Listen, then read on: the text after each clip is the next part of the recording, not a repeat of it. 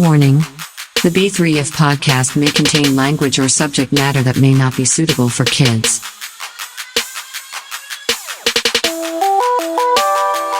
You've been fucking warned. Check out some friends of the show. The Two Brothers Podcast. The Trevor Jackson Podcast. Dem Jackson Boys. The Dumbass Dudes Podcast. Pop Culture Warrior. Happened in the 90s podcast. Follow at The Andy Harris on Twitter. Go to our website at b3fpodcast.com for merch.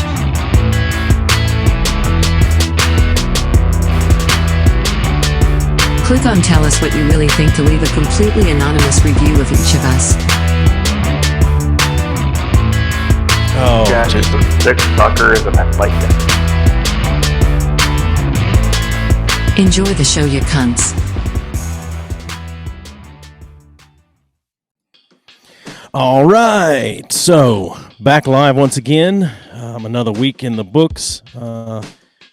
Been a long week, but also each day seemed to go. The week seemed to go by very slowly, but each day was very quickly. It's a strange thing. It's happening to me in my old age. So, anyway, tonight I've got a couple of special guests. I had the luxury of being on their podcast a few weeks, a month or so ago. That episode is not released yet, but I will let everyone know when it does. I consider myself a poor expert in the content of their show as far as the subject matter that they discuss. So, yeah.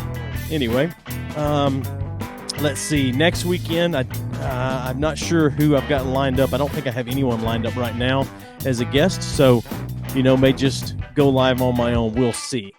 But without any further ado, from the Is Marriage Worth It podcast, I have my guests tonight, Mo and Janelle. How are you doing tonight, ladies? Pretty good. Can't complain. Doing okay. Good. So, like I said, I consider myself a very poor expert in your subject matter. I've listened to some of your show, and so I know what it's about, but I don't necessarily consider myself a marriage expert. My wife will probably corroborate that. So, are either of you? I know, Janelle, I think you're drinking something a little special tonight, right? I am. I'm drinking Crown Apple with some ginger ale. All right. So I am drinking a drink that it may exist already, but I invented it without knowing what it is a couple of weeks ago. It's good for the summer. It's a 2-shot in a pint glass. It's 2 shots of tequila, 2 shots of triple sec. Fill the glass with ice and top it off with pineapple juice. It is a very good summer drink. It's very good. So cheers to you. Cheers. And cheers to your water, Mo. Cheers. Yeah. So drinking water out of a coffee cup. That's very Tonight Show. I love coffee cups. I have an addiction to them.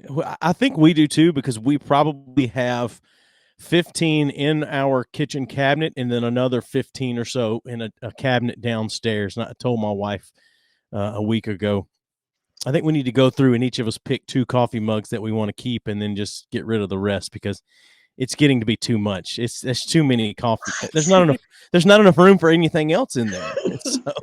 So you can never have too many cups. If you don't have cabinet space, it's just too much. It's just too much. I don't know. But how would you narrow it down to 2?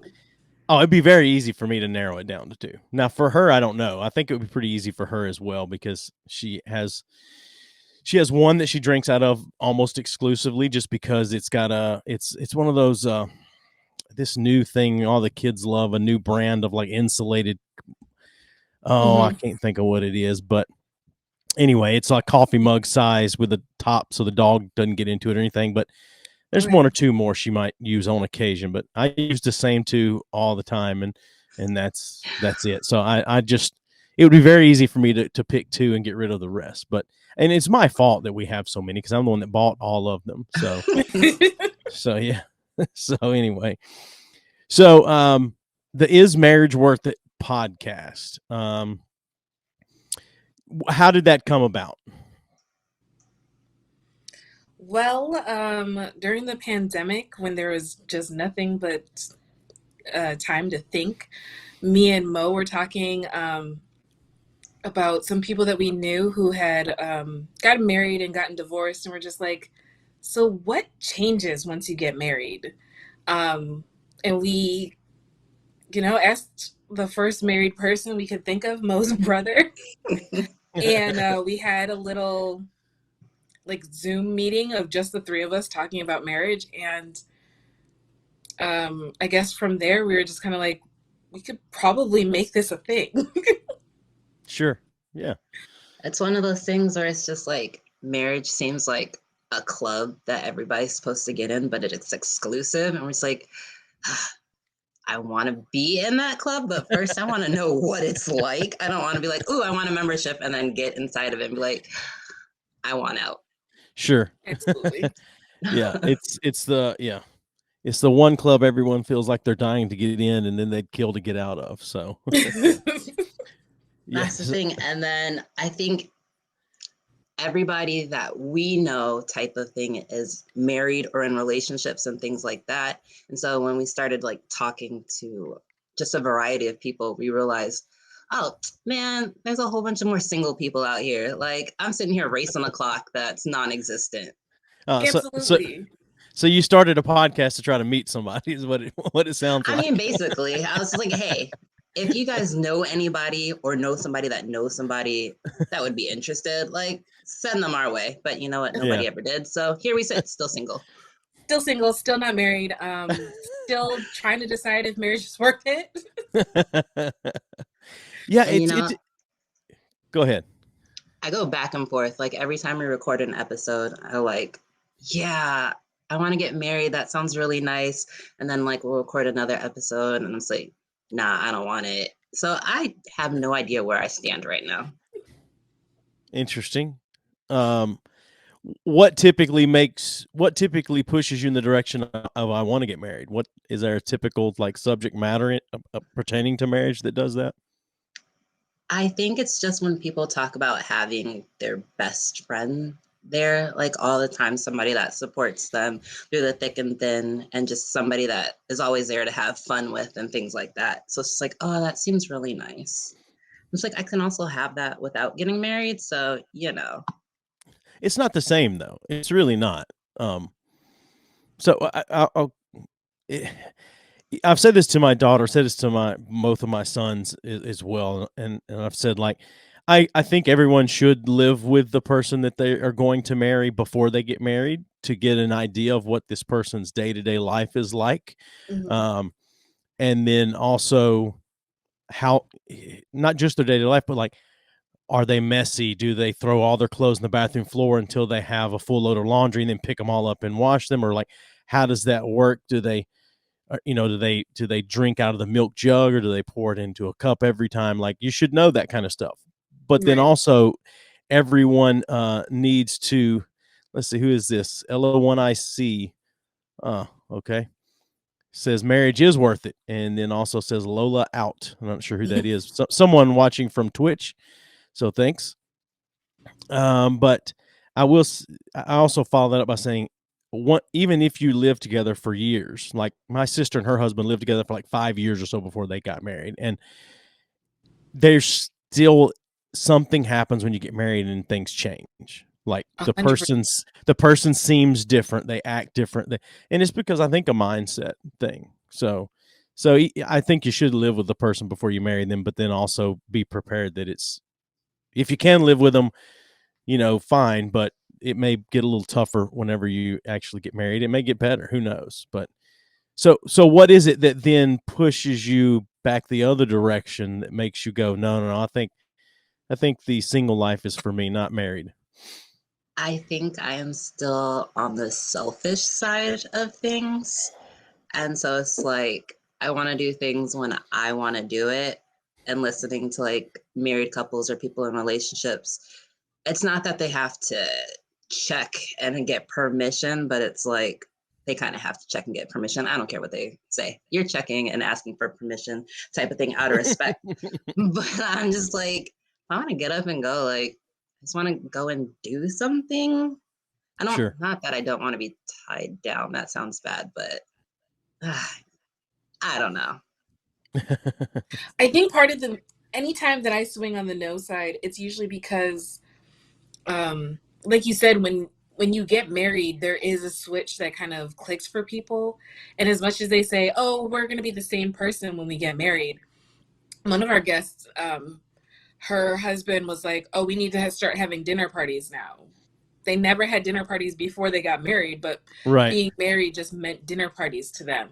So I think it's those like expectations that are usually the reason why I'm just kind of like, yeah, I'm not really trying to suddenly become somebody's mom, or just like these unrealistic expectations on me that weren't there before. So sometimes that's why I'm swaying on the no side. Yeah, dinner parties sound like a nightmare. Like that just does not sound fun. Like I'm fine with having people come over and like, it's a fight night or something like that, and everybody's going to come over and hang out and watch the fight or whatever. But I'm not interested in the dinner party, all the cooking ahead of time and sitting around the table, and I'm just not.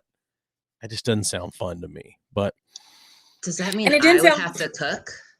well, no. I mean, that's that has to be worked out between the spouses. I mean, who's going to do the cooking, who's not. I mean, for my wife and I, if the kids and their significant others are coming over, or if a friend or somebody is coming over, then it's kind of split up somewhat 50-50. Like I'll handle like anything that goes on the grill and a couple other things, and then she'll handle some things as well. So it's pretty, but it depends on what it is, because when it comes to like Thanksgiving, my wife very much wants to do all the cooking. She likes to cook that meal. So, yeah, I mean, I don't know, but no, you wouldn't have to do all the cooking. It just depends on I guess it depends on who the better cook is and what your agreement is. So we're hiring a caterer.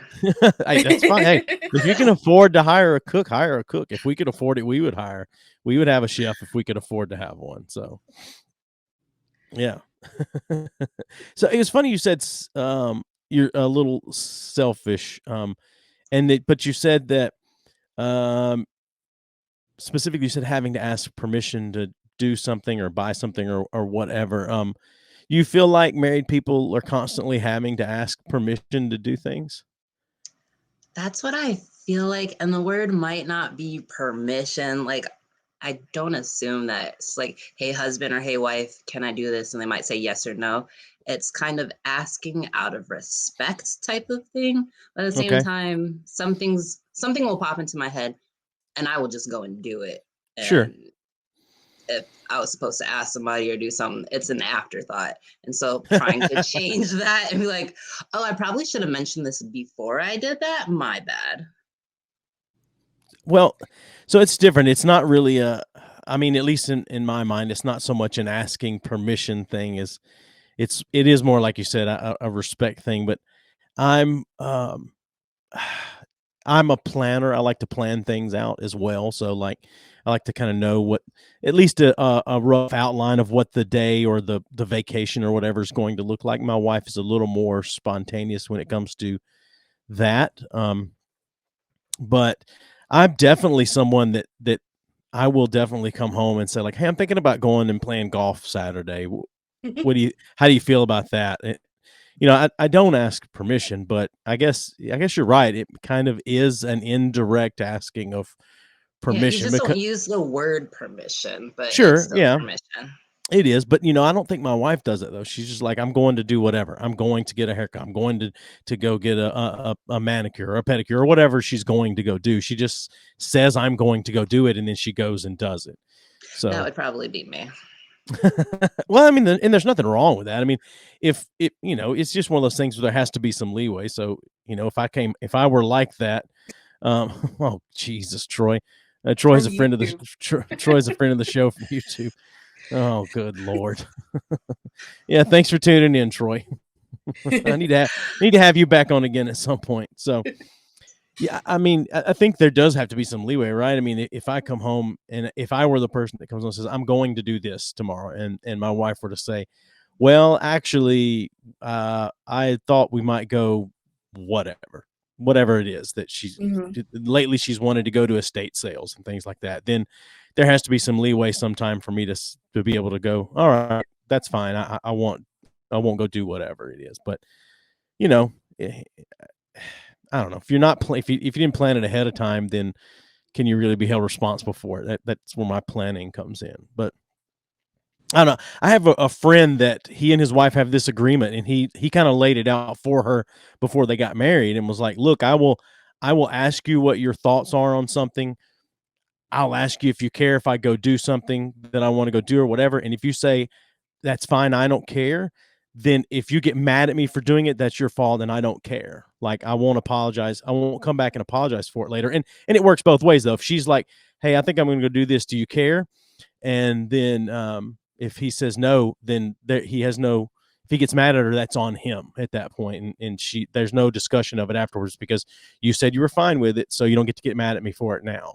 Um, and it works for them. I don't know that will work in my relationship. Troy asks if you guys are married or in a relationship. So Troy, early on, they said they were not married, which is why they started their podcast. Now I don't know if you guys are in a committed relationship or not, or if you're dating at all. I don't know that. So I'm not currently in a committed relationship, and not really dating. Just, I don't know. Facebook, it's complicated. It's complicated because there's pee in the dating pool. So, like, Oh, I see. Okay. and I don't I am think it's at the also levels I'm comfortable with yet. Oh, I see. I'm also not in a committed relationship. I I got you. have kind of been in the dating field, but kind of like Janelle said, there is pee in the dating field, and it's like swimming in just pee. There's no water in there. Big T says, "Hello, ladies." Oh, and what's up, Joey? So that's Big T. He and I do another show together every other week. So, yeah, pee in the dating pool. Interesting. So It's hard out here. What?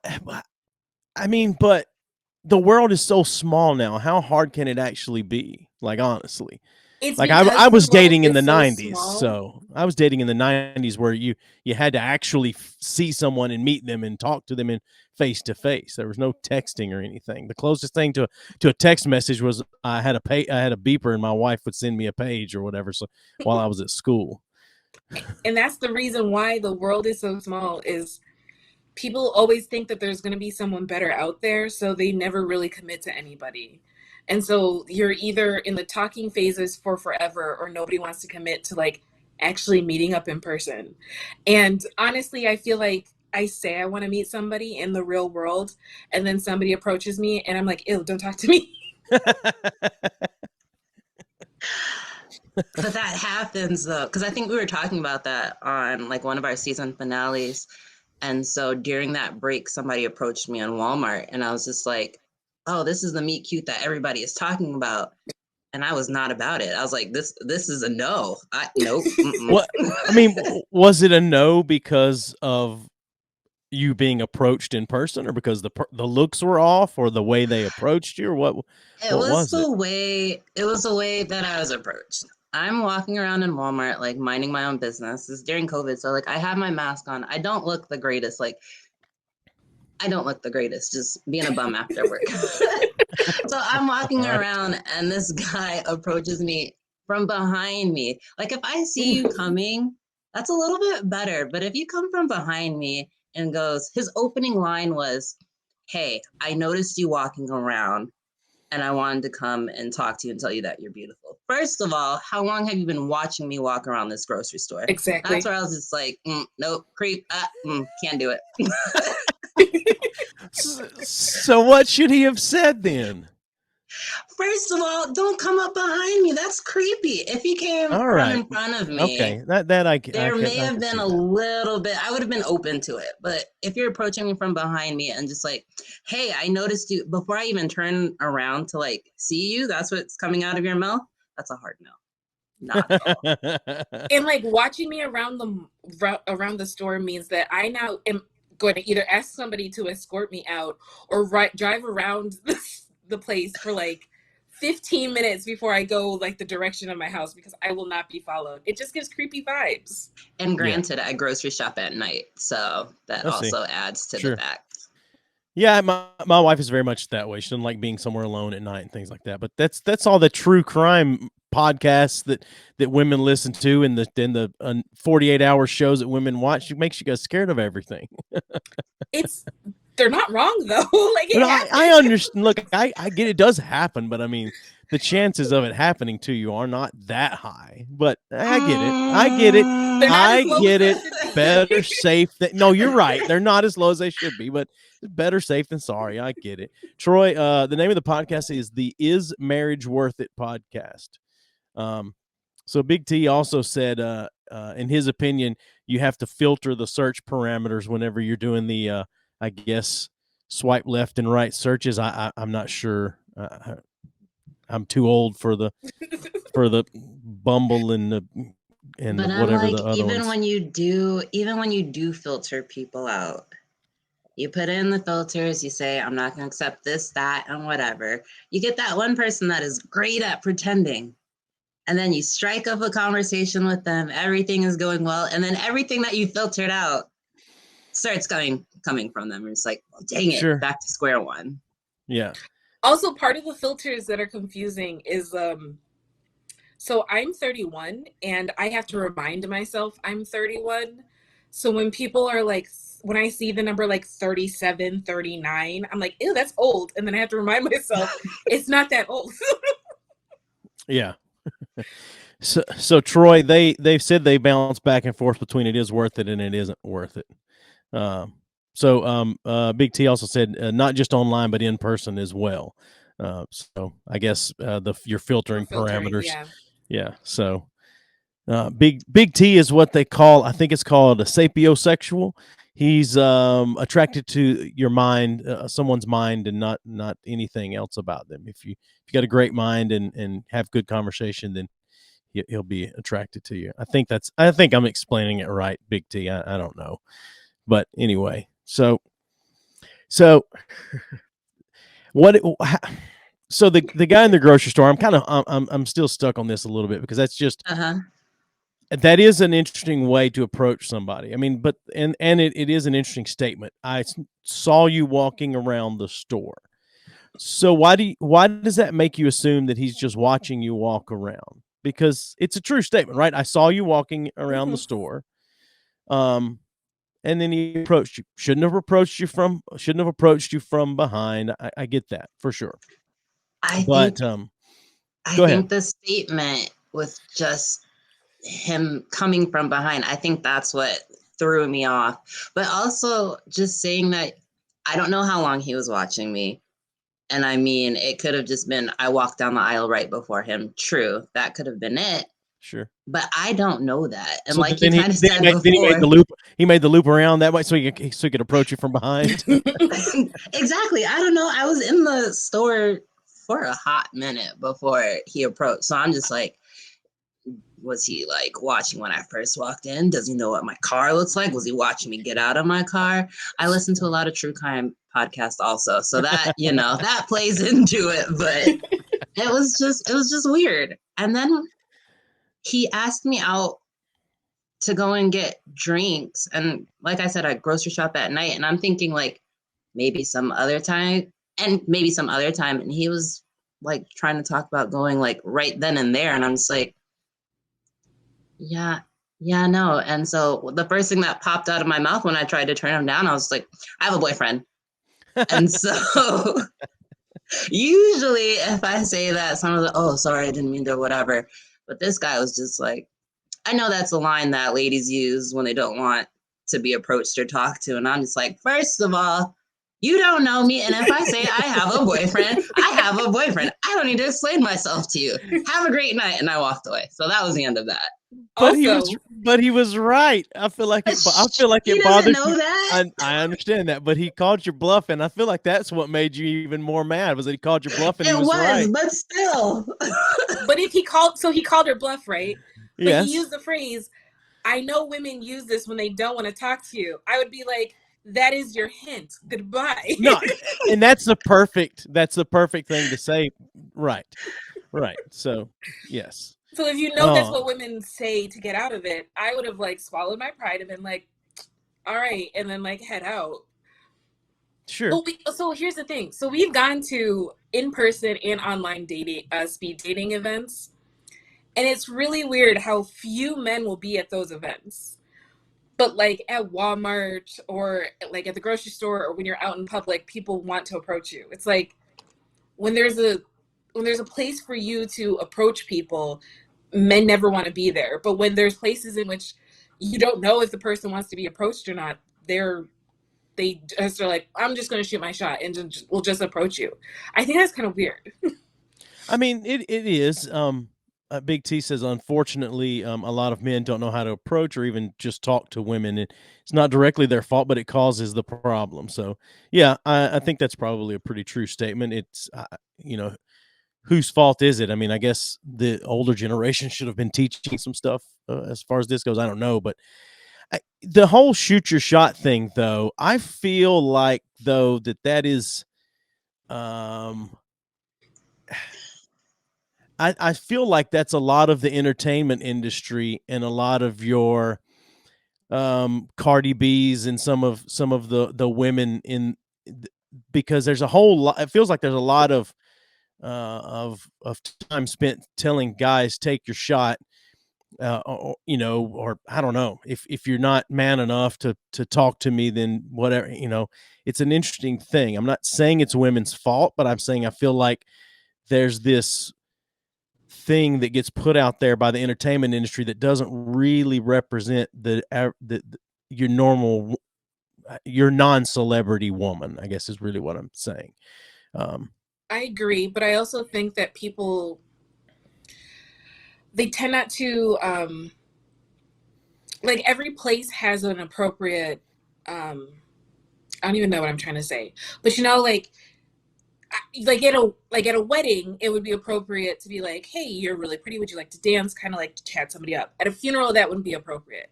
I think people don't know anymore, like necessarily like where is appropriate. And yeah, some people are like, oh, I want to meet cute at like the grocery store, at the airport. But like, I feel like there are physical signs if people are like open to meeting other people. Having headphones in, to me, isn't typically a sign that people want to be approached or talked to. Usually when I'm at the grocery store, I'm wearing headphones. I understand that a lot of headphones are really small, so you may not see it right away. But if I take it out and I'm like, excuse me, you should have been like, just want to say you're pretty and like walk off. So I feel like the headphone thing is a stretch, though, right? I mean, because everyone walks around with headphones in. I mean, I'm 41 years old. When I go to the store, I've got headphones in.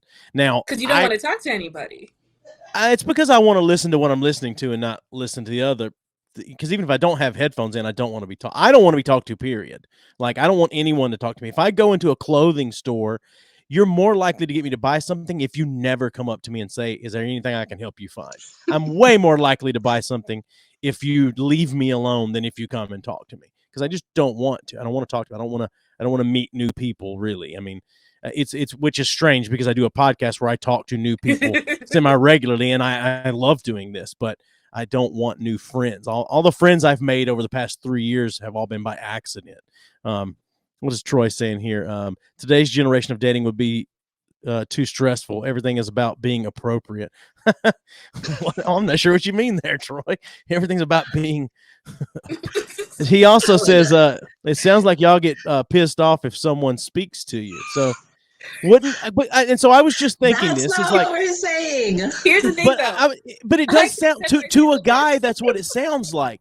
Troy's a happily married man, but like that's what it does sound like. You're saying like, I don't want you to come up and speak to me if I'm out somewhere, if I've got headphones on or whatever. And it's like, but if you found out that there was a guy in the store that wanted to talk to you, you'd be like, well, he should have come and talked to me. Why is he so shy? I don't want no shy guy. I just want a fly guy. I never said he couldn't come and talk to me. I said, don't approach me from behind. And that should be for anybody. You don't just walk up behind somebody you don't know. Be like, hey, excuse me. No, that's not. Sure. I get Anywhere it. you Also- go. And I think pissed off is really what's like grinding my gears right now. I'm not pissed off when people talk to me. I just don't want to be approached. I acknowledge that if I want to be married, I have to talk to people. And if I don't talk to people, I can't be married. I know this about myself. Sure. I'm not confused on how one gets married. I just know that usually when I'm at the grocery store, I'm not dressed cute and I have headphones on. That means I do not want to talk to you and I don't want you to talk to me because I'm going to self-checkout. I'm not even talking to cashiers. My meet cute will be very hard. I literally had someone come to my door and like flirt with me. They were doing a service and they left and I was like, they gave me their number and like alluded that I could, contact them if I wanted to. I very much did not. Interesting. So Why? I literally Why? even had them come to my door. I get it. I'm confusing, but maybe when I'm 35, Troy said, I'll be better. appropriate meaning. He said you have to be appropriate meaning there's too many rules. And he said, "See, she said it. I don't want to be approached." No, I don't. Big T says, "Where are you ladies from?" T, they may not want to say that because they don't want people coming and approaching them. They may not want people showing up and going, "Hey, I saw you guys on a podcast the other day and thought I'd come and say I've been watching you for a while." I'll tell you what probably happened with that. I'll tell you what probably happened with that guy from a guy's perspective. He saw you walking around the store and he said, "Oh, I need to check this girl out." And he made a loop around to see you all the way around and made the dumb choice to come up and approach you from behind. He probably, honestly, was probably very shy. And if he had been approaching you from the front and you looked at him, he would have shit his pants. And whatever, that's not your fault. I'm not saying that's your fault. I'm just saying that's, especially if he's a young guy, he probably would have. But I don't know. Yeah, I'm looking for the old school way of somebody I know being like, "Hey, I know this person. Let's link you two up. We'll do it either. We'll have like a party at my house or like we'll do a blind date for the two of you to meet up somewhere." That's what I'm looking for. I don't think I want to be approached by a stranger in the streets. That's interesting. I feel like so the at the old end of school. every one of our episodes, I very much tell people that you can email us if you have any dates for us. That's funny. No one's ever emailed us, so there's no dates. I think the old school way, though, seems to be more people met at school or church. I mean, I feel like is a much more. I don't know anybody that was set up by friends that I can think of. Not that I can think of. I may be wrong, but anyway. So you want to meet somebody, just you need somebody else to vet them first. It sounds like Definitely on a recommendation situation. Yeah. Okay. So what if somebody approached you at the store and was like, "Hey, my friend saw you and thought you was cute and wanted me to come over here and it's a recommendation, right?" I don't know you. As long as he came from the front, be very nice that's people. fine. So yeah, as long as he walked right up to you from the front, yeah. Exactly. I see you coming. I got you. That's fine. I'm good with it. I see. So what if they tried? So how important is sense of humor in an initial meeting of someone? So let's say the guy at the grocery store walked up to you and was whatever, and in a poor attempt to be funny was like, "No, you don't want those bananas. These are the bananas you want right here," or whatever, and handed some other whatever, but breaks the ice that way. I think I'd be more down for that because I'm all about random. So if you can get me to laugh or do something like right off the bat where I'm just like, "Wait, what?" Or I start laughing or something, that will easily open up the conversation for me. Yeah. Big T said, Janelle, that sounds like an arranged marriage, not a meet cute. Look, the success rates of arranged marriages are way better than love matches. So, but do you think? I mean, I have a friend. I seriously considered it. But do you think arranged marriages are fair and equal though? Because I feel like it's not as much. I feel like there's definitely a patriarchal structure to an arranged marriage in most cases. I And think that's the case because a lot of arranged marriage tends to have a religious aspect within a patriarchal structure. So there's also that's why. But I'm very open. Like, we're also in the 21st century. I'm not just going to marry somebody because, like, my dad was like, this is a great guy you're going to marry. We're going to have conversations and, talk about what we expect in a marriage and what roles and different things are expected.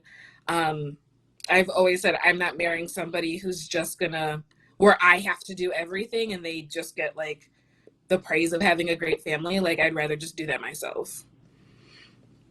so you don't want an arranged marriage, then it sounds like. It's maybe I don't want marriage. It doesn't sound like you want an. Okay by myself. Definitely doesn't sound like you want an arranged marriage. It sounds like you may want a relationship. We'll marriage. You may just play that by ear. So I think if we look at like what people traditionally think of arranged marriage, as in people meet, they date for a very short amount of time, and then they get married in a patriarchal sense, then yeah, I'm probably not for that. But I want to build a bear husband. Most men want to build a bear wife. So I don't it's the agree with same. that. I don't agree with that. I don't agree. I don't think most men want to. I don't think most women want to build a bear husband either. But I don't think that most men want to build a bear wife, though. I think I don't know. I know a lot of people that want a woman to think for herself and kind of be independent and know who she is outside of the relationship. But I think a lot of men say that, but I think a lot of times you see the way relationship breaks down with the emotional and physical division of labor. A lot of that ends up relying on the women's part. I see. Unless they like have like the explicit conversation as to these are how we're going to break up the roles in the household. So yeah, I think a lot of people say things that they want, but I think we tend to, when we don't know what else to do, we fall into patriarchal gender roles and different things like that. So women tend to carry a lot of the load. I see. Let's see here. The thoughts on the late Kevin Samuels. Yes. What were the thoughts and theories on the late Kevin Samuels? I love Kevin Samuels because he tells it like it is. I like hearing him do that to men and women. So, I don't know how many of my listeners know who Kevin Samuels is. It's sad if not many do. But so what were your thoughts on Kevin Samuels? Go on. I didn't necessarily have a problem with what he was saying because the things that people started to notice him when he started coming after women. But people also have to realize that he was talking about men before he even started talking about women and stuff too. But he just got loud and he was blunt about it. But if you're listening to the things that he was saying, yeah, you could have sugarcoated it to say the same thing, but it wouldn't have got him the listeners that he had gotten. Yeah, I agree. That's a pretty astute point. What were you going to say, Janelle? Sorry. Big T said most boys want unrealistic things. Men want what's for them, not a persona to soothe their ego. Yes. Okay. Kevin Samuels existed, and I feel for his family that he passed. But I think that a lot of people took what he was saying to be an asshole to women. So whether his whether what he was saying was equally not bashing, but men need to do this as many times as he was saying women need to do this. A lot of men took the women part and was loud and wrong about it. So, but is that his fault though? I mean, that's why I said I feel bad for his family that he passed. I truly never sought out any of the videos. Sure. When people were like, "Oh, well, this is what he's saying," I'm not interested in hearing if that's truly what he meant to say. And then other people were like, well, he was also saying things about men. And I was like, so I, again, don't really need to listen to what he's saying, because the men that talk about him, I just get annoyed by. Sure. I could see that for sure. I get that. I just, it says Big T said he just had a bad delivery for the facts that he was giving. I agree with that, but I think that delivery, he knows what sells, and that delivery It was is on what, purpose. yeah, for sure. He did it on purpose. He did do it to men and women, but he did it on purpose. But I think you're right. I think a lot of the guys that stumbled upon him or heard about him took it the wrong way. I don't think it's his fault, but I do think, whatever, it's a product of it, I guess. So Yeah. anyway, so getting out of what you guys are looking for or not looking for or being approached by, like, let's get into your show a little bit. What is first, do you typically have a single person guest? I was a single person guest on there. My wife doesn't do podcasts or videos or anything. She doesn't do it. She wants nothing to do with it. So when I asked, she said no. But anyway, do you typically have single person guests, or is it a lot of couples, or is it a 50-50-ish mix? How does that working? I think it's a mix. Okay. I think But it's a more mix. singles. We end up having more like one person talking. Every once in a while, somebody's partner might join in later in the episode, but we're not against couples being like doing it together. We actually find those to be more fun. We like the banter of, you're not telling the story right, this is how it goes. Like, that's usually cute and fun to watch.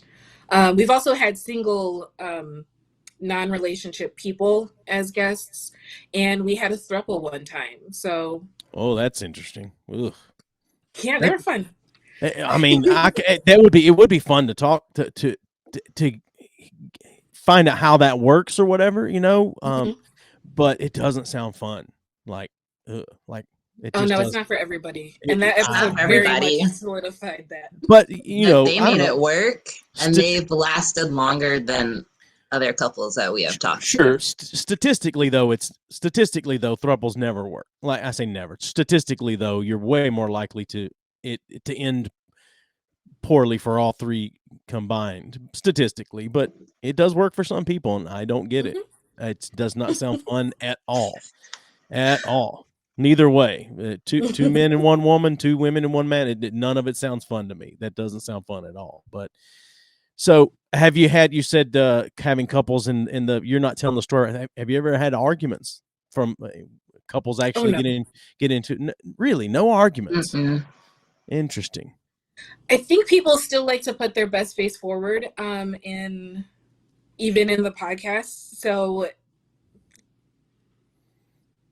have we even had anybody like get annoyed with each other? Not just the thing that you were saying, oh, you're not telling the story right, or they'll jump in and correct the story, but not in a like, oh, this is awkward type of way. Yeah. So if there's been arguments after we're done recording, that's not our fault.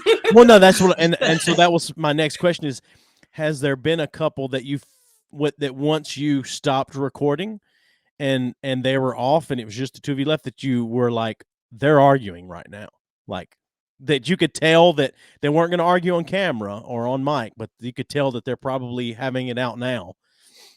Oh no. No. Mm-mm. Okay. Interesting. We've been really lucky that way. So hopefully that record stays. I don't even know what we would do if they started fighting. That's what I was going to say. I mean, fighting on your show may actually, like, I don't know, could go viral. There have been a couple. Has there anybody been that you don't think would make it after the episode, Mo? Not off of the top of my head. So what about you, Janelle? Any couple that was on there that you're like, oh yeah, they're getting divorced at some point?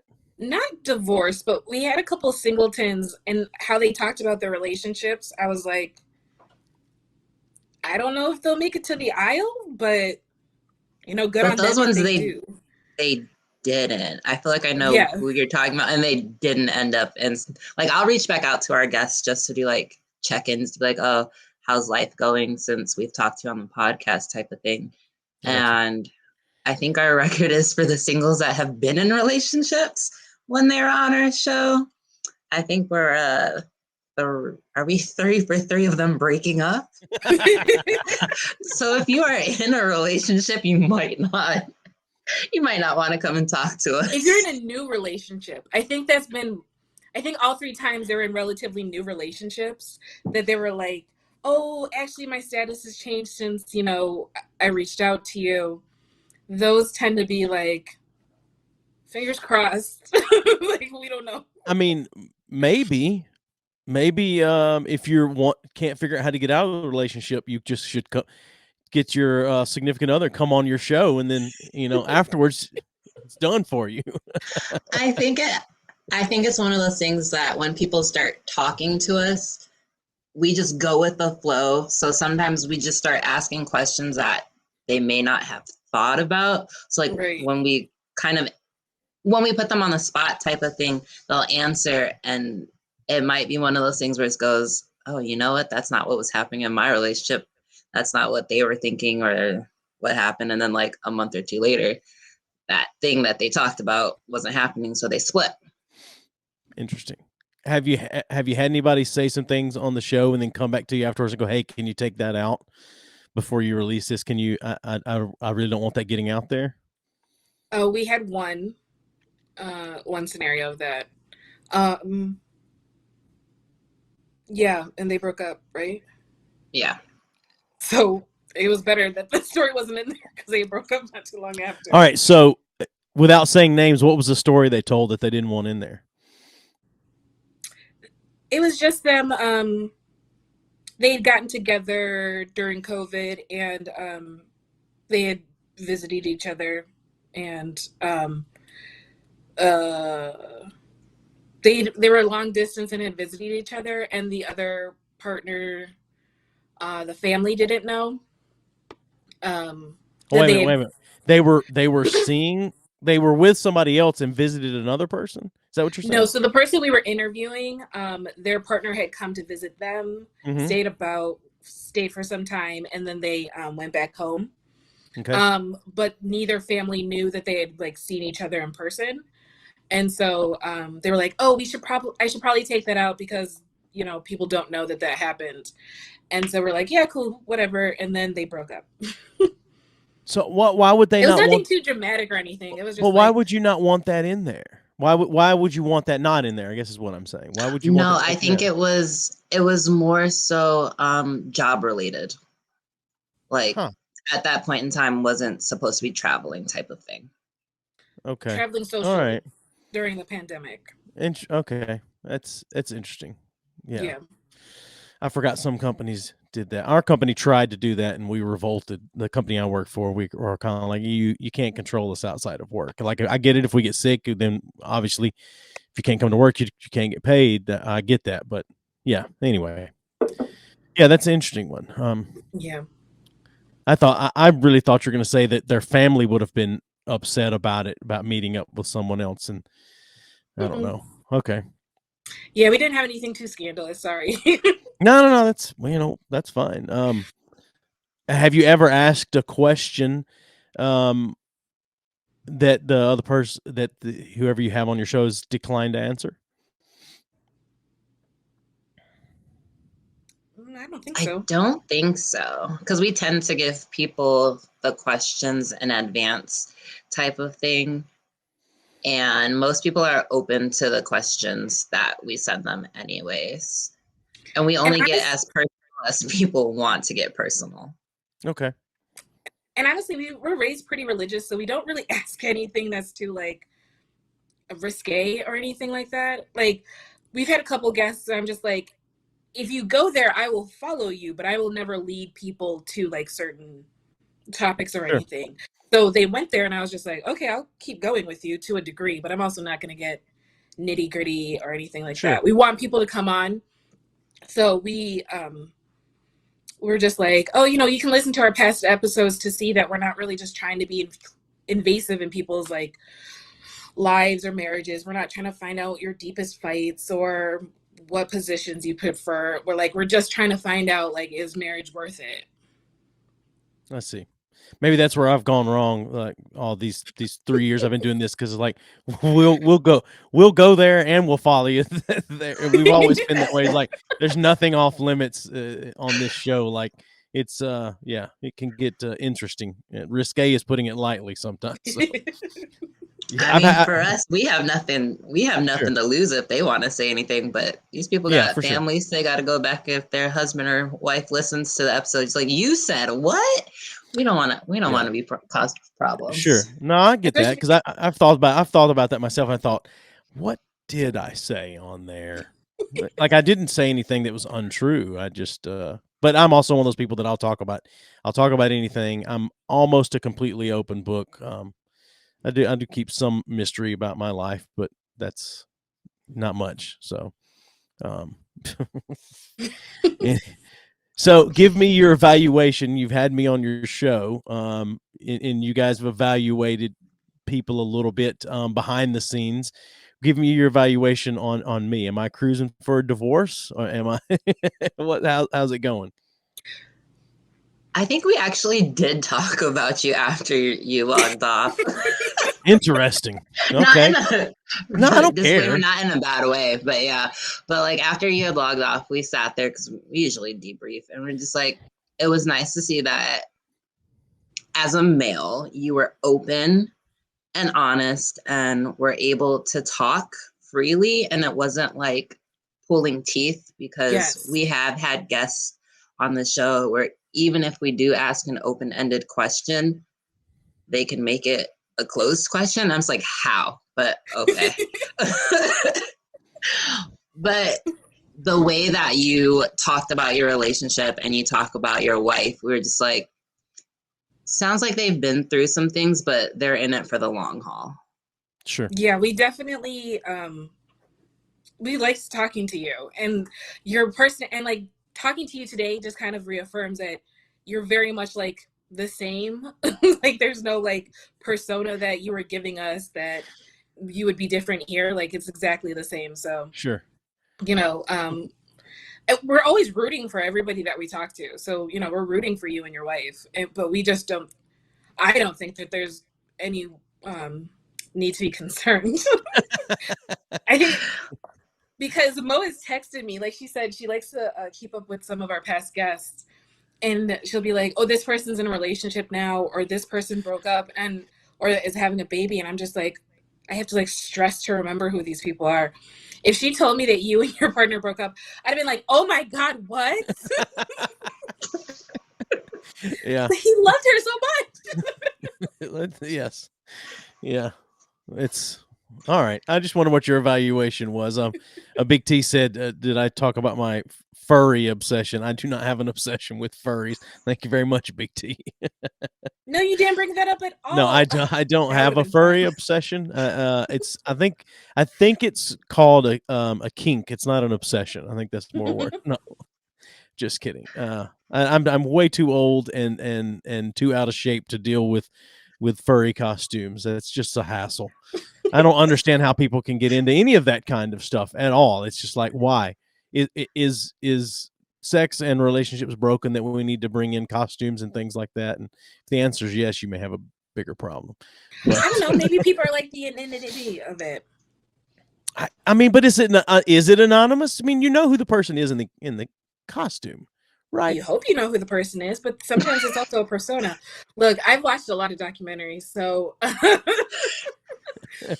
of the reason why we do this podcast and we got the throuple, because I ask questions.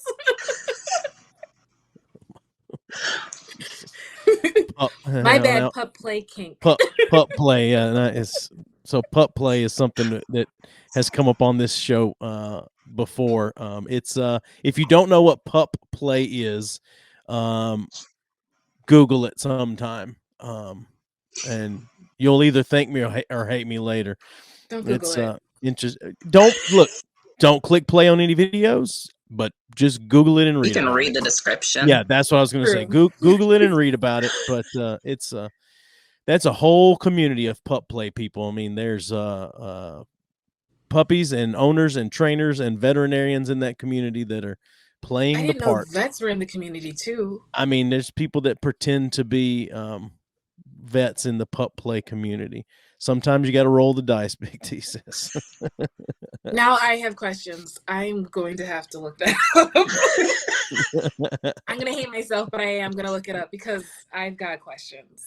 Yeah, I mean, if you're going to watch a video, make sure it's on a respectable site that's and check out the rating, or it's just an interview with people or something, because I don't know, there's some rough stuff out there. So Send me the Spark Notes, Janelle. Yeah, there you Will go. do. So have you had a guest on your show that you thought to yourself, I kind of hope that their relationship does end, because I'd like to opportunity to date this person? No. No. Okay. We don't Interesting. typically have a lot of single men. Gotcha. So, no.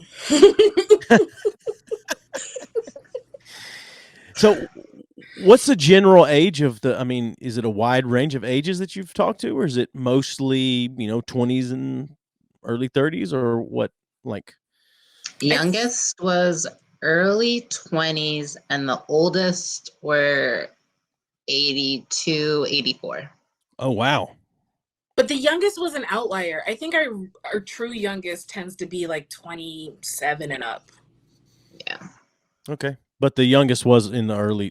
So Our very youngest was about 21, 20. Single, married, dating, what was? Single with Single. no experience. And what did they possibly have to say or talk about? Not much. Nothing. It was very painful to go through. But he was, which is so sad because he's so sweet. He was such a sweet guy, but are we keeping that episode? I meant to ask.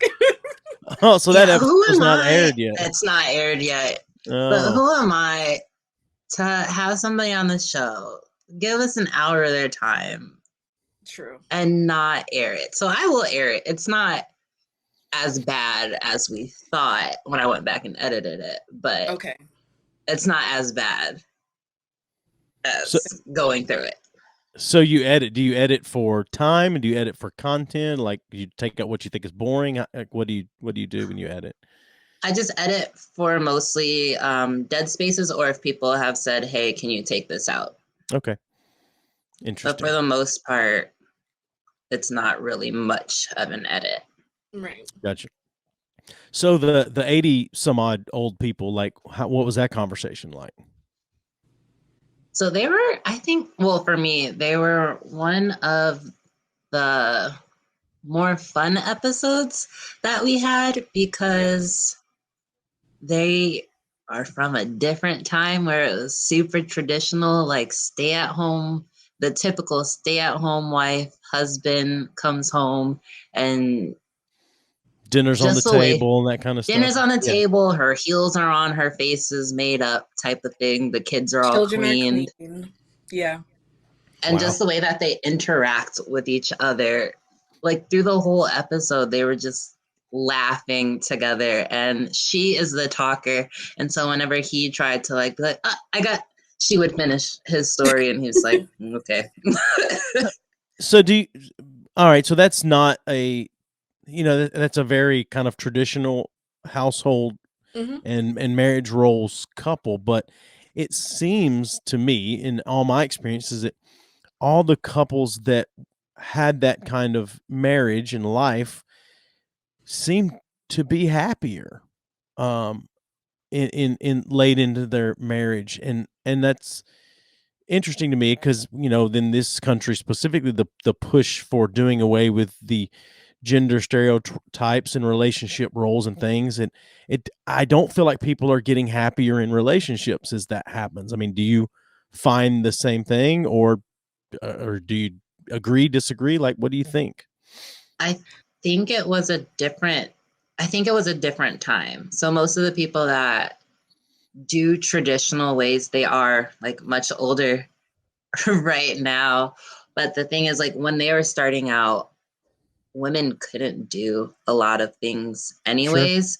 And so now women have gotten like their independence and stuff like that. And so a lot of, well, I'll speak for myself. So I will say, oh, I want to be independent. But then at the same time, I'm just like, man, if somebody says, hey, you want to be a stay-at-home wife, I'm for it. Like, I'd be like, sure. Does it matter to you how much money they make? Nah, if we can afford, if he says, hey, you can be a stay-at-home wife, our finances will be a-okay, I'm for it. What is I a-okay think though? what you said is what is the reason why it may not be working today is because back then, like, they told us, their first apartment, one of their first apartments was like, what, $200-300, and he worked and she took care of it, and then they moved into a house. Like, he never asked her, to get a job, or that she needed to do extra. Like, they went into the marriage knowing exactly what their roles are, and it stayed like that until to this day. Till this day. Sure. Yeah. So like his paycheck and his pension pays for their lifestyle. And so I think that's different with today's society is one person's paycheck cannot cover what it used to cover. And so I agree with that. I think for myself, you would have to make a certain amount. You would have to make the equivalent of me and you working. Sure. Yeah, I get that. But I think my original question was couples that have been married a long time and had those traditional roles or whatever, they seem to be happier. And I'm just asking, Because have you experienced that in talking to, the older couple or any older couples that you know? Because it doesn't seem to me that as couples now are starting to get older and it's not that traditional. Older couples now don't seem as happy as older couples used to seem. And I guess I'm more asking, I wonder, is it because of the traditional roles that they had and there was an understanding, or is it just something else and it's just generational and it has nothing to do with it? I don't know. That's really what I'm getting at.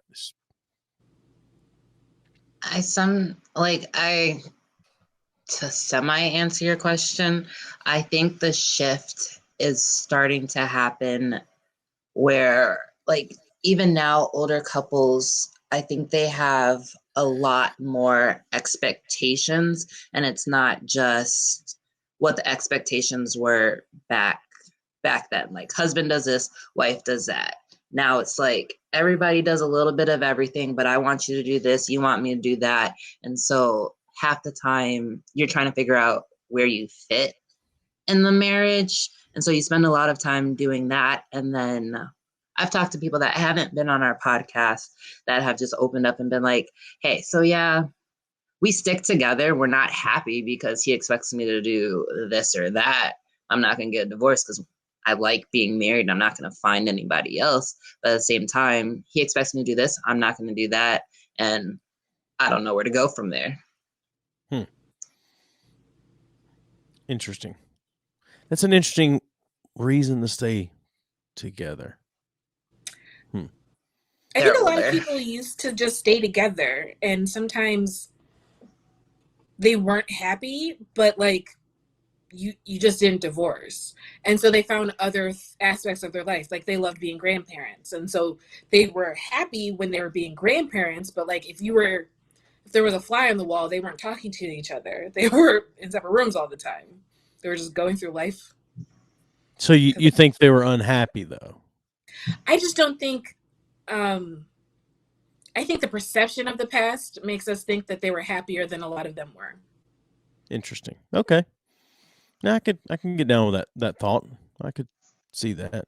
So let me ask you a question about love. I had this discussion last week with my guests Andre and Roxanne from the UK about love, and I fall under the heading of a love you choose is better to me than a love you fall into. Mm-hmm. And I just being as you talk to people in relationships and people dating and people married or whatever, like, how do you feel about, I mean, do you more like the falling in love and the I can't help but love this person thing, or are you more into the choosing love thing? And if you need me to explain more, I can, but I'm trying not to elaborate too much on it. For me, I think, well, if I'm understanding the question, I think a lot of people, or even for me, I feel like you fall into the love and that's cool. But at the end of the day, I think you still just have to choose to love that person each and every day. So falling in love with that person isn't the end all be all. It's you still have to choose that person each and every day to love them. Yeah, I agree. I think a lot of our initial feelings tend to be like lust or infatuation. But I think at a lot of the couples that we definitely believe will like stand the test of time or appear the happiest to us, always kind of tell us without saying it, choose love every day. So they like keep choosing their person at the end, the beginning and end of every day. And that's what keeps their relationship, their marriage going. So I think choosing is definitely, it may not be the way you start your marriage, but I think it's definitely the way that a marriage lasts the test of time. I agree. We're in complete agreement here. And it sounds like I'm listening to the two of you say it. It sounds.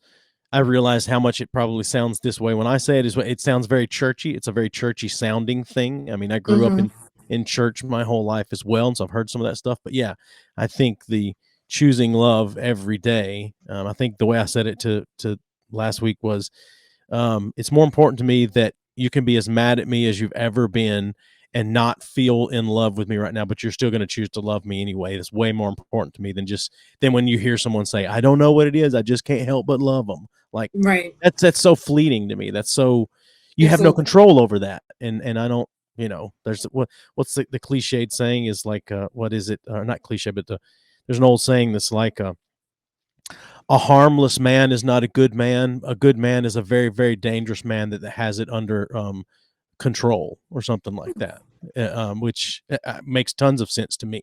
But anyway, so yeah, okay. So what's the wildest story you've had on your show? I think hands down it has to be the person we got from Twitter. Okay.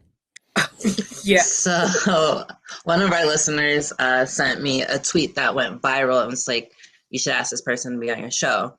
And the tweet was something about, essentially, she was only married for 4 months. And so we ended up getting Britney Spears. Who we ended up getting hours. yeah, that was even less. So we ended up getting her on the show, and so talking to her, like the story started off normal. It was cool. It's your typical love story, this, that, and whatever. But then by the time they got married, it was over, and we were just like, so what happened?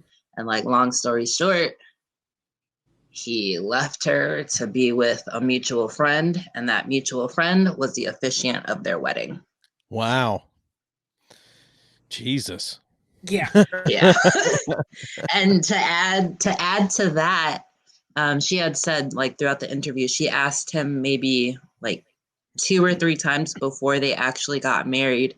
She's like, is marriage something you still want to do?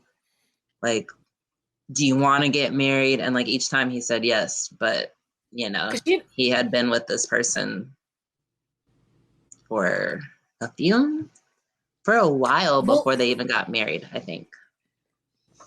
We never. But it wasn't physical; it was emotional. Yeah. Okay. And it was one of those things where it was like she had asked him so many times that he had his out. Because she had uprooted her life, so she understood, like, just tell me now if you don't want to do this. I won't be mad at you. Just let me know so that I can figure out what my next steps are. And he just kept saying, yes, I want to marry you, blah, blah, blah. And then they got married. And then it was like literally a month or 2 later, he like they're in the car one day and he just like pulls over to the side of the road and is like, I can't do this anymore. And she's just like, what? And so they lived in a state in which she was a lawyer, and they lived in a state in which the marriage and divorce sounds very easy. And it's not Nevada. So they like, she went back to her parents' house and drew up like the divorce papers. And within a couple weeks of her drawing up the papers, he was with the new girl. And Wow. so she submitted it. And by the time she had sent that tweet, she had been legally married and legally divorced in 12 months. Wow. Yeah. It was crazy. So, how long do you think how long is too long to date before you're getting married? You've been dating, if you've been dating someone, how long is it's like, it's, should get off the pot time? Like, how long is that? In your opinion? So I think it depends on different things, like the age that you are. If you knew this person before you started dating, like if we were friends or whatever beforehand, and then we started dating, I think it would be a shorter amount of time, give or take. But I don't think there's a set number. Well, yeah, I understand that, but I just wonder what your opinion is. So I think our shortest engagement so far has been like, what, 3 months? Whew. And like them knowing each other was 6 or something along those lines. Sounds like my mom's third marriage. Fourth marriage. And then our longest relationship, I think now, is 14 years, and they are not married yet. Are they just choosing specifically not to get married? Like, we're not interested in getting married, or are they just, no one's proposed? I think they really just kind of like got into, I think life just kind of like crept up on them, and they just like realized. So I think they said like she said like in the next 5 years, they see themselves getting married and like locking everything down. But I think they got together really young and had a kid almost immediately, and they just kind of like, life got in the way of them realizing. So to me, I think if you met in your mid to late 20s, I think 3 years is, you should lock it down or break up. Interesting. Okay. What do you think is too quick to be getting married? A week. 3 months. A week. A week. So if you've known someone for 2 weeks, it's okay, but a week is too. Exactly. And did you say 3 months? Is that what you said? 3 months is too soon? I think if the time you met and the time you're walking down the aisle or going before a judge is 3 months, I think that's too short. Okay. Interesting. Yeah, I mean, I see that. I could agree with that, but yeah. But you said something that said if you've known one of you said this, if you've known each other for years prior, then the time dating may be shorter. And now you've got me scared because my daughter's dating a guy now for a couple months, but they've known each other for like 3 years and been good friends for 3 years, and they're finally on the same page. Like, they had a very much a will they, won't they kind of thing. Like, okay. She would like him, but he would either be seeing someone else or not interested in dating. And then it would flip completely and be the opposite. And they never could sync up. And they finally have just kind of synced up, and it looks like a good relationship. I mean, so they might be on the fast track. Don't say that. She's 21 years old. Don't say that. I like him, but I don't want him getting married right now. But I think that's the part where like age comes into a factor. Like, I don't know. I always thought, I was like, because I grew up in a church, so I already thought I've been way married by now. But I was like, oh, I never want to get married before I was 21 because I don't want to not be allowed to drink at my wedding. And then I got 21 and I was like, oh, actually, this is really young. So I was like, let's wait until 25. I want to be able to rent a car by myself without getting married. So yeah, I think I don't know. I think 25 is like a great age to get married. Okay. if you're knowing somebody. I think you just tend to know yourself a lot more at 25 than you do at 21. I can see that. I mean, my oldest son is 26, and his girlfriend, I think they've been together like two and a, yeah, about almost 2.5 years or something like that. They're a pandemic couple. They Yeah. they met at work, started dating, and he had moved. So he had come back from college and moved back in while he's looking for an apartment. So he's living here with us, and Mhm. they met. They start dating. COVID hits, and then they both get exposed at work, and so Oh. to keep from bringing it back home, he just stayed with her, and then they just never quit living together. And that was literally like 2, maybe 3 months into their relationship. They were living together out of necessity, and they've just never moved out. Like he bought a house a year and a half or so ago, and when he bought the house, like she moved in with him. They lived together. I mean, but neither of them they're both just kind of like not interested in getting married. Like this works right now, and neither one of them want to have kids. Or at least that's what they say. So we'll see how that goes. I mean, as long as both people are on the same page, Sure. it doesn't matter which way you lean. And that's what causes people to get in trouble, is when you're thinking that the person that you're with is thinking the same exact way. You're just assuming, and you guys don't have that conversation until you get engaged or until you guys say I do, and it's like, wait, what? You don't want kids? I wanted 5. Like, Right. that's going to cause some issues.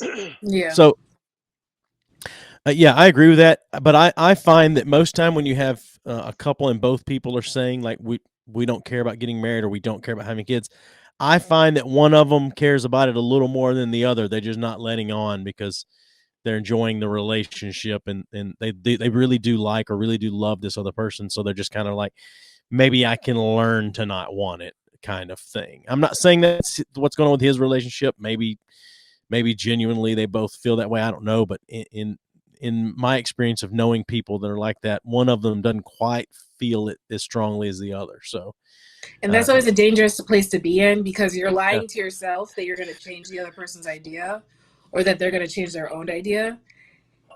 And if you know that's something you want and the other person isn't like as excited about that idea as you, I think you should just, I don't know. I listen to a podcast and they're like, oh, just break up with them.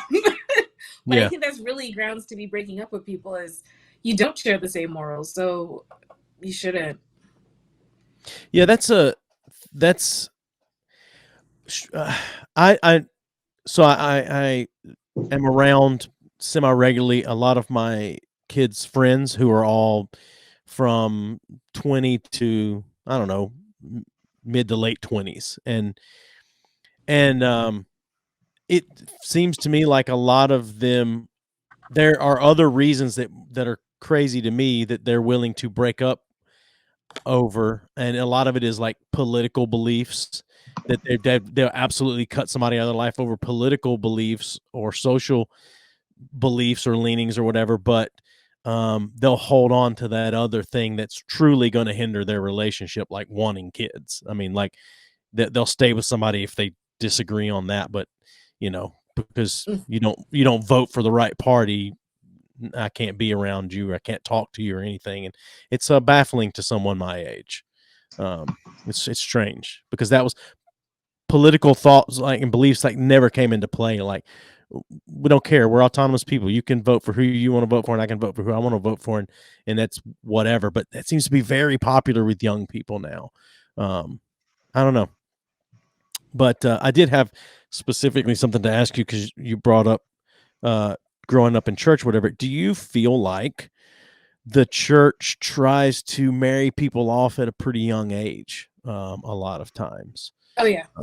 Most definitely. Yeah.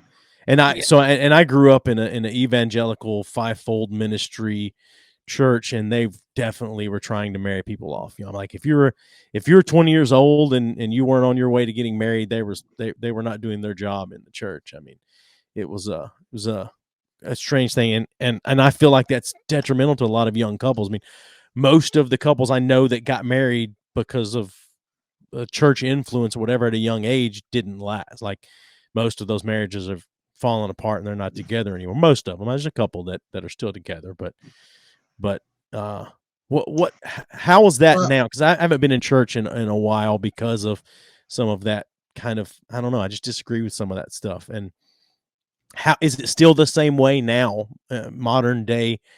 And I don't know what kind of church you're into. I don't know if it's you know I don't know. I don't know if it's the crazy running around the sanctuary church like I grew up in, or if it's a more subdued, Methodist or whatever. So So we both grew up in the Seventh-day Adventist church, okay. and so the thing with marriage, it's like it was talked about, but not necessarily like it was more so if you want to have sex, get married. That's basically the bottom line. And so a lot of people that I went to college with, because I went to an Adventist college, so a lot of my friends got married young because basically they wanted to have sex. And so a lot of those couples, once they got married, did the deed, realized there's more to marriage. And I'm going to say about like 80% of them are divorced now. Yeah. And some of them are on their second marriages and they seem a lot happier because they didn't just pick somebody just to be married. They actually have a relationship with this new person type of thing. Sure. Okay. Yeah, I can see that. So all right. Got your nail back. So yeah, that's and I don't know what it's like in the Seventh Day church, but it feels that sounds a lot kind of the way it was for us in being in an evangelical church. I mean, yeah, it's I feel like there's so many things that especially the North American church does to young people that is just so detrimental to them. So And then also I will say, well, my experience is I didn't necessarily learn how to date. And so this may be why I have some type of problem now, because for us, like when you start dating a person, it's expected you're probably going to marry this person instead of trying to figure out what you like, don't like about a potential partner type of thing. They see you with one person and it's like, oh, so when are you walking down the aisle type of thing. sure. 1,000%. Yeah. Like, there's no bringing someone to church and it being like, just a friend that you're bringing and you're like trying to Sure. explore. It's always like, oh, so you're gonna marry this person? It's like, I'm Yeah, 21, I'm 18. Yeah, there's no way for me to know that yet. Yeah, for sure. Absolutely. Yeah, that was. So I can remember at one point we were youth pastors, and there was a lot of questions, especially as they got toward their late teens. Like they would ask about getting married and meeting someone or whatever, and it was a thing that it was always just like, why are you thinking about that? Like if you're dating somebody, fine, but like, why are you thinking about getting married? Because I'm not pushing you to get married right now. Mhm. And I was a quick one to tell people oftentimes it's like high school sweethearts don't typically work out. Um, uh, Crazy thing was there was at least 3 couples in the church that I was in, and they were married with kids happily, and they were high school sweethearts. My wife and I were high school sweethearts, and other people were, but that's so abnormal. Like that is just so not normal for you to date someone in high school and be with them forever and marry and it work out. It just almost never does. But so it was always an interesting and baffling thing for me that young people in the church, it was almost like it has to be going on at home, like talking about marriage or whatever, and why they're so infatuated with marriage and getting married. And I think part of it is like, if you want to start having sex, you're going to have to get married. And so it's a strange thing. Yeah. Do you feel like young people now, in church, in and out, whatever, Mhm. but do you feel like young people now look at divorce as a plan B thing when they go into marriage now? Because it used to not be that way. Like for me, divorce was never an option. It's not to say that nothing could happen that I'd get divorced, but I feel like a lot of young people now are just like, well, if it doesn't work out, we don't get along, we'll just get divorced. And I think it's more I think it's more of an option, and it's not as, oh, if you get divorced, it's the worst thing that can happen. Like, if it's not working, I'm not going to be unhappy. I'm leaving. The end. I'll find somebody else, or I'll be fine all by myself.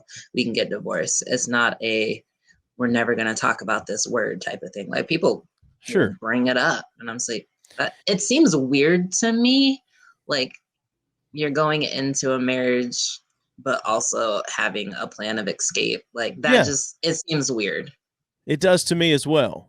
Like, to the thought of, if it doesn't work, we'll just get divorced, is like, well, if it doesn't work, it's because somebody's not working on it. Like, it's there's really no such thing as a extended cruise control in marriage, at least not in my experience. And I feel like I've got a pretty good experience with marriage, but I don't think there's anything like an extended kind of cruise control where it doesn't take some work. But yeah, I don't know. I just want to kind of, from two people that are younger than me, and if that's if that's something you guys notice as well in your peers, that like divorces, it's like marriage is not, I don't know, it doesn't seem like people look at it as a commitment anymore.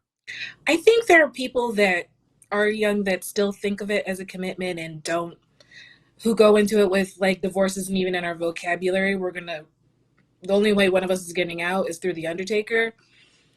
I used to be that type of person, but I think as I've gotten older, not so much that it's like, oh, well, if it doesn't work, I'm just going to leave you, but more just like, it's not so much as a moral failing anymore to get divorced. Because it's like, if I know I'm putting 100% into this scenario and you're not, like, I'm going to put it 100%. But like, if my 100% cannot carry this marriage to the end of time. So I think, so not so much that I'm like going in where it's just like, well, I can always divorce this person. It's more just like, if I were to get divorced, I'm not a bad wife, a bad person, a bad Christian. It's just, I've decided that I can't carry this marriage for the rest of time. And I don't think that it's fair for me to do that. And if you don't want to be here, but you're not going to leave me, then I guess I could be the bad person. I'll pull the trigger. Sure. But I think a lot of people, I think it's more that it's no longer a moral failing to get divorced, as opposed to, and that's just, obviously there are people who are just like, I'll just get divorced in a heartbeat. But I just think that some people are just like, it's no longer the moral failing that it used to be, as to why people might be getting divorced more now. So I got you. All right. No, I see that. I can see that for sure. All right. So, I know one of you has kind of a hard out. You got something you've got to go and do, and that's cool. I mean, but is there anything you guys want to plug before I let you go? Well, our podcast is Marriage Worth It, and you can follow us on Twitter, Instagram at Marriage Worth It. You can also email us at marriageworthit@gmail.com if you want to be a guest. I know Big T. Yeah. Big T might want to be a guest. So, you can just email us and we'll send you the Calendly and find a time for that to work out. But yeah. Yeah, I'm telling you, Big T would be he's got some crazy dating stories and things like that. So, yeah. Well, all right. I appreciate you guys being on. Hold tight just a moment, and then I'll chat with you real quick. But thanks for being on again, and yeah, I had a good time. Enjoyed the conversation. Thanks for having us. Yeah. So, like I said, unsure on I don't have the calendar in front of me. Unsure of if there's a guest next week or not. But I'll be traveling this week. Got to go to Sacramento for work, so I'm sure I'll have some things to talk about. But thanks everyone for tuning in, and in a couple of weeks, doing another 3 the Hard Way with Andre and Easy and Josh Dunn, and Big T's going to be in on this one, and so that will be fun. And remember, that's an early Sunday, so. Let's see, as you listen to this coming Sunday, got another something for the weekend, Sundays at 1 p.m. Eastern on Facebook Live on the Soul TV page. So it's always fun conversation. Yeah, thanks for listening. Until next time, goodbye.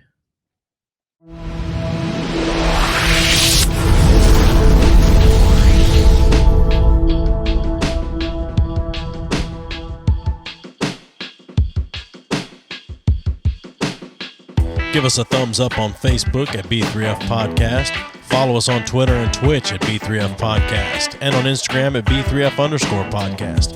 YouTube has all of our videos.